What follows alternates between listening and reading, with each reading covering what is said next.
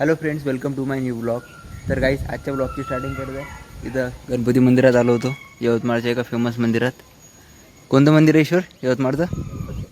अरे नाव नाही माहीत. हा यवतमाळचं असून नाव माहीत नाही आहे. तर तुम्हाला दाखवतो मी फ्रेंड्स आतमध्ये. तर हे आहे मंदिर गणपती बाप्पाचं. इथून एंट्री आहे या ठिकाणी. हे जे स्टार्टिंगला गेट दिसत आहे समोर, तर या ठिकाणी इथून समोरून एंट्री आहे गेटमधून आल्यानंतर या ठिकाणी आपल्याला एलिफंटचं स्ट्रक्चर दिसते पिलरवरती. त्यानंतर इकडे आतमध्ये आल्यावर या ठिकाणी मोठं झाड आहे, खूप जुनं आहे हे पिंपळाचं झाड. इथं बहुतेक बरेच वर्ष झाले याला. त्यानंतर इकडे आल्यावर या ठिकाणी तिची मूर्ती वगैरे आहे. चांगल्या प्रकारे डेकोरेशन वगैरे झालेलं आहे इथं. दोन मूर्ती आहे, एक छोटी मूर्ती आहे समोर गणपती बाप्पाची आणि नंतर एक मागे मोठी मूर्ती आहे. आजोबा या ठिकाणी साफसफाई करत आहे सध्या. तर आणखी इथं बाजूला विठ्ठल रुक्मिणीची मूर्ती आहे.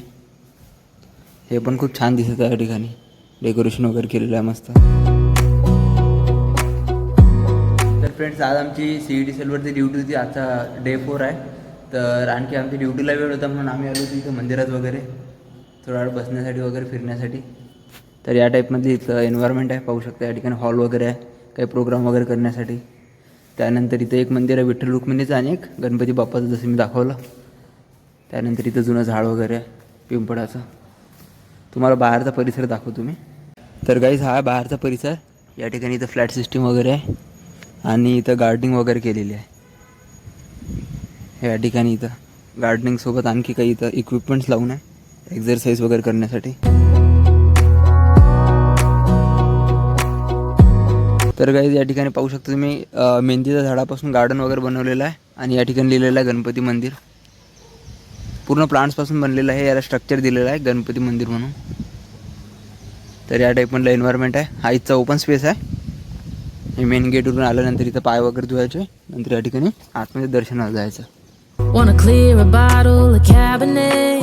Wanna stay home, not even drink. Wanna get out of my own head. Wanna lay down, overthink. I wanna. तर गाईज, मंदिरातले दर्शन वगैरे झालेलं आहे. आता जाते सेंटरवरती CET सेलच्या, कारण 8 वाजताचा टाईम दिला होता. तर चला निघू. तर इकडून हे जे समोरचं हे मेन गेट आहे. इथून आतमध्ये गेल्यानंतर हे छोटं गेट लागते. तर इथं गाडी वगैरे पार्क केली होती या ठिकाणी. तर चला आता निघू. 0.5चा फायदा माहिती आहे काय? पूर्ण व्ह्यू दिसतो. थोडासा तर विश्वास ठेवायचा, बंद आहे ना ते. गाडी चालू राहते काय? यान रूम चांगलीच वर केली का रे? याची रूमची हाईट त्याच्यापेक्षा जास्त आहे. दरवाजा बंद आहे. अश्विन. तर गाईज, आता आलो तो मिठाई शॉपमध्ये थोडा नाश्ता वगैरे करण्यासाठी. तर हे आहे मिठाई शॉप यवतमाळमधली. तुम्ही आधीच्या ब्लॉगमध्ये पण पाहिलीच असाल.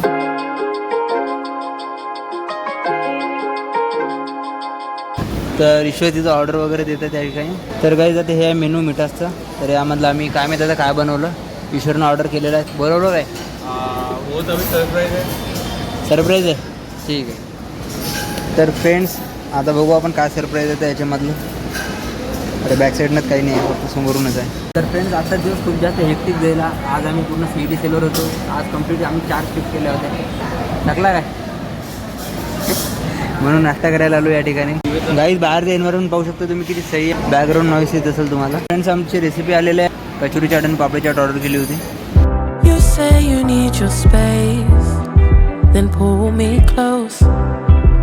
I read your silence. Friends, नाश्ता वगैरे तर झाला. आता या ठिकाणी थोडंफार वगैरे काही गोड पाहत आहे स्वीटमध्ये काही. ईश्वर, बाईक फसली ना रे? बाईक कशी काढायची आता? डोक्यावर उचलू. तर फ्रेंड्स, आता फायनली निघायचं आम्ही मिठासवरून.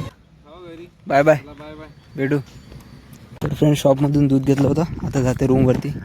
इकडे या एरियामध्ये रूम आहे आमची. तर गाईज, फायनली पोहोचला आता रूमवर.